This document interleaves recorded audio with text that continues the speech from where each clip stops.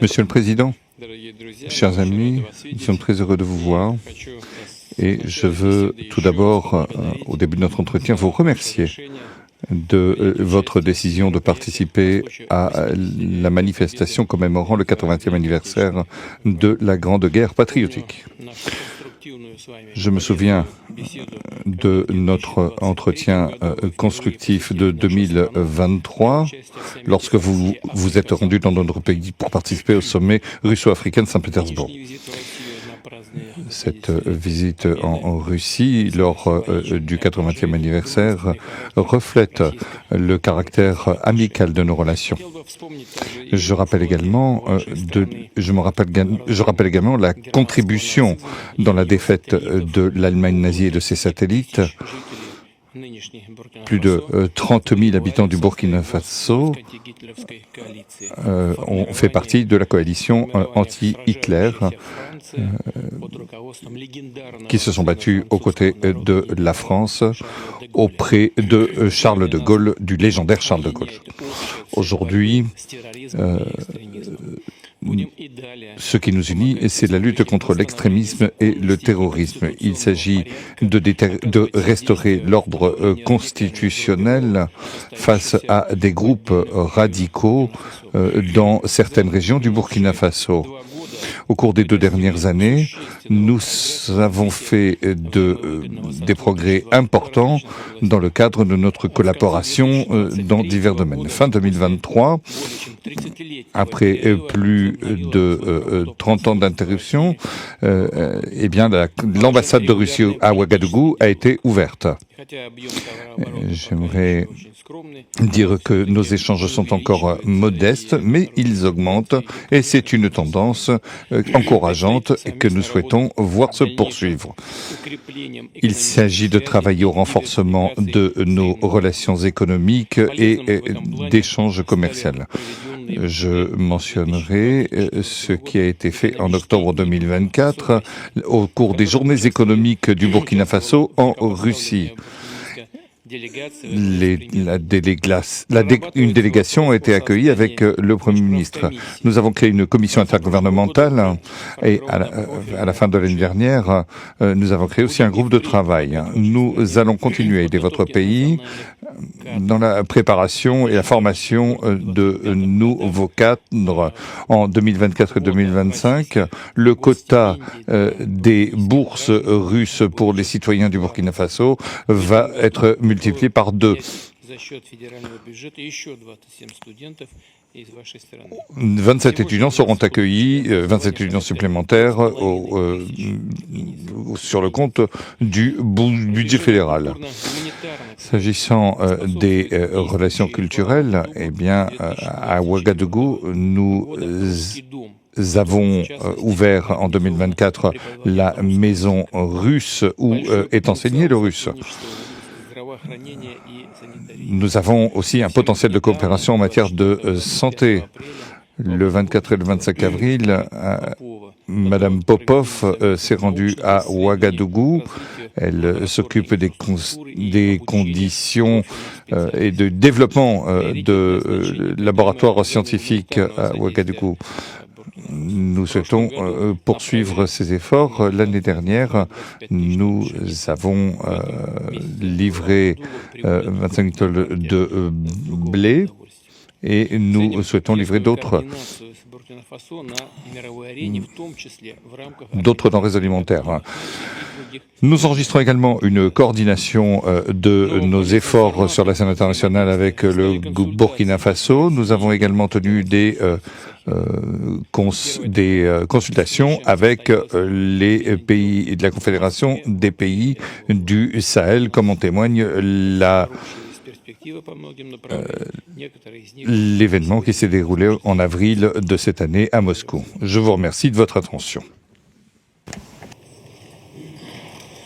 Merci beaucoup. Zdravia Желаю, товарищ президент. Camarade président, J'espère que je prononce bien. Et c'est un honneur d'être là donc à la célébration du 80e anniversaire de la victoire de la Grande Guerre. Et je tenais donc à vous féliciter et vous remercier donc pour cette invitation qui est un symbole pour nous. Et au cours donc de ma présence ici, je dois avouer que j'ai appris beaucoup de leçons. Cette séance que j'ai pu assister avant le dîner la veille, la séance culturelle, m'a fait comprendre que l'histoire et la culture sont le socle pour bâtir une armée forte et résiliente. Nous avons pu voir ensemble tous les sacrifices que le peuple soviétique a consenti pour que nous soyons dans un monde libre aujourd'hui. Et nous tenons donc à vous dire merci pour cette invitation, parce que ce sont des moments qui nous ont permis aussi de réfléchir à notre situation et de penser à de nouvelles perspectives. Et sur ce, je pense que les obstacles que nous avons aujourd'hui devant nous ne doivent pas nous arrêter. Et les obstacles sont une bonne chose en quelque sorte que nous devons surmonter. La preuve, je pense qu'avec toutes les sanctions contre la Russie depuis un certain temps, la Russie arrive à développer un mécanisme interne qui lui place donc au devant de la scène internationale. Et nous prenons bonne note de ces leçons que nous avons donc apprises ici. Et même au niveau de la parade, je tiens à dire que j'ai été émerveillé de voir l'enchaînement donc des engins qui ont défilé devant nous, notamment depuis le char mythique T-34 qui a gagné donc lors de la Grande Guerre jusqu'aujourd'hui au char moderne. Combien donc l'armée russe s'est modernisée, combien la technologie donc a participé à renforcer cette armée. Et dans ce cadre, nous souhaitons que la coopération que nous avons puisse se renforcer de façon exponentielle. Je vous remercie déjà pour tout ce qui est fait pour nous, notamment ces bourses d'études qui sont octroyées au Burkina et qui vont s'accroître. Et ce matin, j'ai visité donc l'université de chimie et je disais que le volet sur lequel nous allons axer après la défense et la sécurité, c'est le volet de l'éducation. C'est ce volet qui nous intéresse le plus, notamment les sciences. Il faut que la Russie puisse nous aider à former notre jeunesse, notamment dans le domaine des sciences, pour que nous puissions développer chez nous la machinerie, en gros. Que ce soit la machinerie qui va avec l'armée ou la machinerie qui va avec l'industrie. Parce que c'est à ce seul prix que nous pourrons nous développer au sein de l'Afrique. La guerre qui nous est imposée aujourd'hui, nous pensons que ce n'est qu'une manifestation aussi du nazisme. Parce que le terrorisme qui est là aujourd'hui n'est pas du terrorisme, c'est de l'impérialisme. Ce sont nos terres qui intéressent ceux qui nous combattent. Et donc, finir avec cette guerre, avoir une armée forte et lancer le développement de notre patrie, telle est l'essence donc de notre combat. Et nous comptons sur vous pour surtout former nos cadres. Parce que la coopération, telle qu'on le dit, très souvent en Afrique, on aime avoir beaucoup de demandes. Nous savons que vous êtes dans une opération militaire spéciale. Nous comprenons tous les défis qu'il y a. Et le lendemain, qui est incertain pour le monde entier, nous pouvons comprendre ça. Donc nous ne serons pas là peut-être à demander beaucoup de choses, à demander de l'aide ou quoi que ce soit. Mais l'aide que vous pouvez nous octroyer, c'est surtout ce transfert de connaissances que nous voulons. Et donc nous souhaitons avoir plus de bourses et voir dans quelle perspective nous pouvons nous-mêmes donner des bourses à nos étudiants pour étudier ici. Et dans un troisième temps, comment est-ce que les universités ici peuvent se dupliquer au Burkina Faso, notamment celles que j'ai visitées. Et aussi, il y a beaucoup d'autres universités dans le domaine des sciences. Comment on peut les dupliquer au Burkina Faso avec tous les laboratoires nécessaires qu'il faut pour former de manière pratique nos jeunes et que nous puissions être donc au cœur de notre propre développement.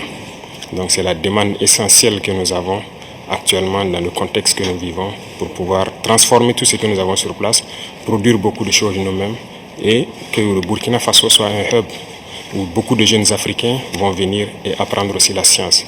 Parce qu'ici en Russie, vous avez d'éminents scientifiques et il y a eu beaucoup de savants que nous continuons donc d'étudier leurs œuvres. Et je pense que c'est un havre où nous pouvons soutirer la science pour nous développer. L'autre chose, c'est surtout dans le domaine militaire. Nous avons beaucoup de projets avec donc, le ministère de la Défense. Nous souhaitons donc